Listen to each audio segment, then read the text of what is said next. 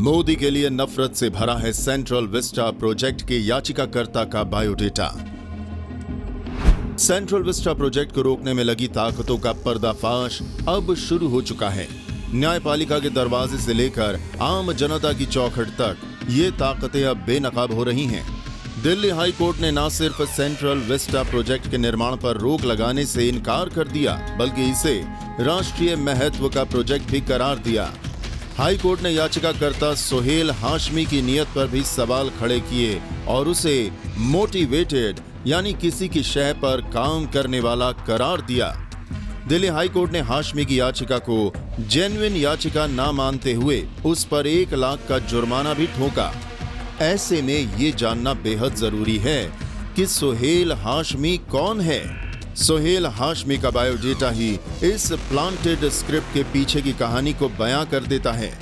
सोहेल हाशमी शबनम हाशमी और सफदर हाशमी का भाई है। शबनम हाशमी गुजरात दंगों के वक्त से ही पीएम मोदी के खिलाफ झूठा कैंपेन चलाने के लिए कुख्यात है।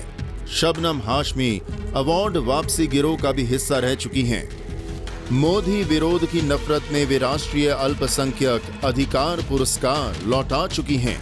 ये पुरस्कार उन्हें कांग्रेस के राज में साल 2008 में दिया गया था। शबनम हाशमी का एनजीओ संदिग्ध विदेशी फंडिंग के दायरे में आ चुका है, जिसके चलते उसका रजिस्ट्रेशन भी रद्द कर दिया गया था। इतना ही नहीं, बल्कि सोहेल हाशमी के नाम के सोशल मीडिया अकाउंट से जेएनयू के मसले पर जस्टिस प्रतिभा रानी को लिखी चिट्ठी का भी समर्थन किया गया था।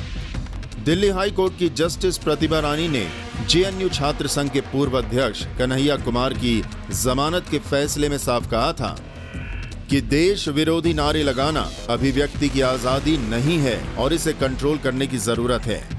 देश की कथित सेक्युलर लॉबी फैसले के इन हिस्सों पर उबल पड़ी थी।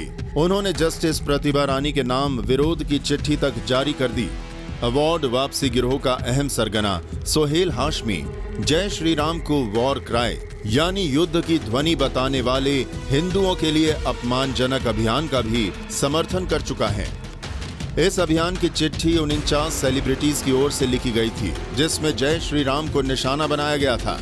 हैरानी की बात यह भी है कि सोहेल हाशमी के दावे और राहुल गांधी व उनके समर्थकों के दावों में अद्भुत समानता है। जो बात सोहेल हाशमी ने अपनी याचिका में कही है, वही राहुल गांधी भी कहते आ रहे हैं कि ये प्रोजेक्ट गैर जरूरी है और मोदी सरकार 20,000 करोड़ की बर्बादी करके आम जिंदगियों को खतरे में डाल रही है। अब ध्यान देने वाली बात यह है कि खुद साल 2012 में यूपीए के समय में नई संसद की जरूरत उठाई गई थी। लोकसभा की पूर्व स्पीकर मीरा कुमार ने इस नए संसद भवन को मंजूरी भी दी थी।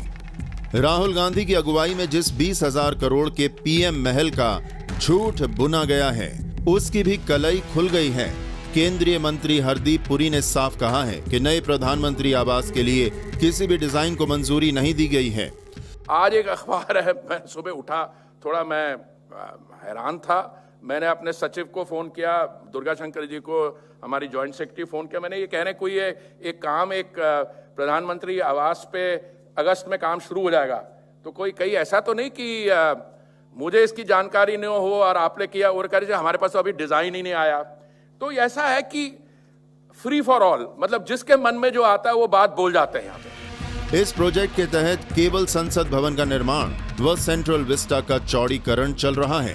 हैरानी की बात है कि जो राहुल गांधी 1300 करोड़ के सेंट्रल विस्टा प्रोजेक्ट पर कोहराम मचा रहे हैं, वही राहुल गांधी महाराष्ट्र में 900 करोड़ की लागत से बन रहे विलासता से भरे एमएलए हॉस्टल पर एकदम खामोश हैं। ये सारे तथ्य इसी सत्य की पुष्टि करते हैं कि सेंट्रल विस्टा के नाम पर कांग्रेस और अवार्ड वापसी गैंग आपस में मिलकर देश के विकास को रोकने की मुहिम में जुटे हुए हैं।